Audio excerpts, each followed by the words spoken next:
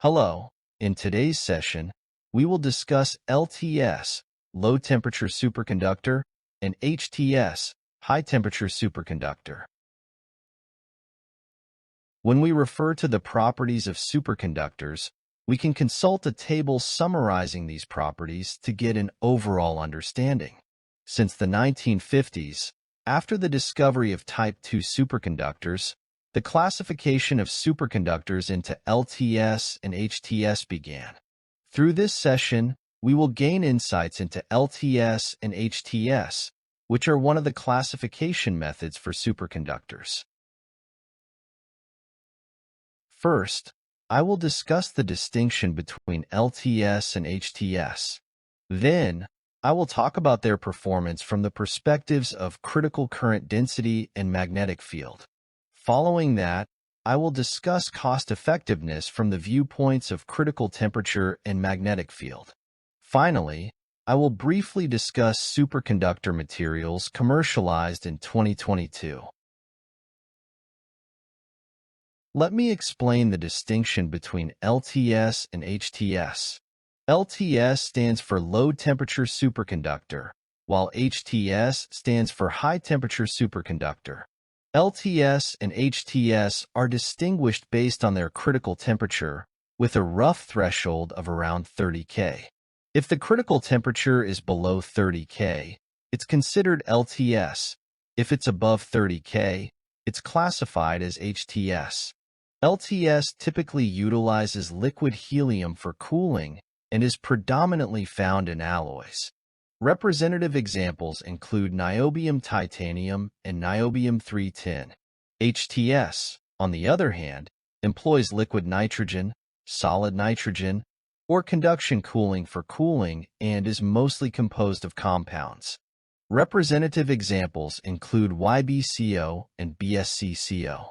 The graph on the right illustrates the critical planes of niobium titanium and BsCCO. Higher critical temperatures generally entail lower costs, while achieving higher critical magnetic fields and critical current densities leads to better performance. Let's discuss the performance aspects of LTS and HTS.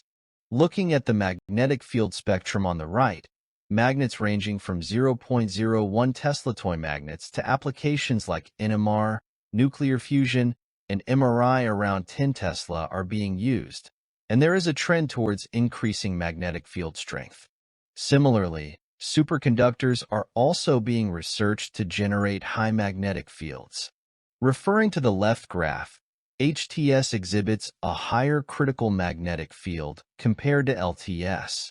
Furthermore, HTS demonstrates higher critical current density at high magnetic fields.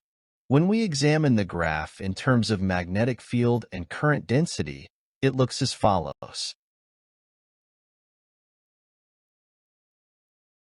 On the left graph, we can see a graph of critical current versus magnetic field for various superconductors.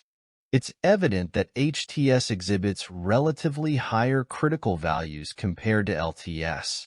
The graph on the right is a simplified representation, indicating that HTS has a broader applicability range concerning magnetic field values compared to LTS. Therefore, it's evident that HTS outperforms LTS in terms of performance when it comes to creating high magnetic fields. Next, let's discuss LTS and HTS from the perspective of cost-effectiveness.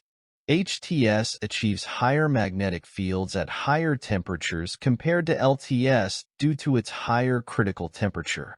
The higher critical temperature of HTS eliminates the need for low operating temperatures, thus reducing the cost of the cooling system. Referring to the graph of the critical plane, we see that HTS exhibits higher critical temperatures and higher critical magnetic fields compared to LTS, as shown on the right.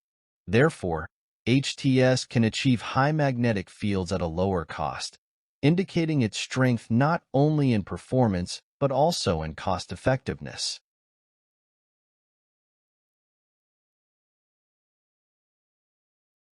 Finally, Let me introduce the commercially available superconducting materials as of 2022.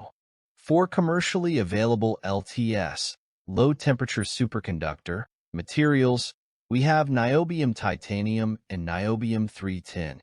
As for HTS, high-temperature superconductor, materials, we have MgB2, Bi2223, Bi2212, and REBCO. As mentioned earlier, it's evident that HTS has a higher critical temperature than LTS, and HTS also demonstrates a significantly wider range of magnetic field applicability compared to LTS. You may refer to other information as needed.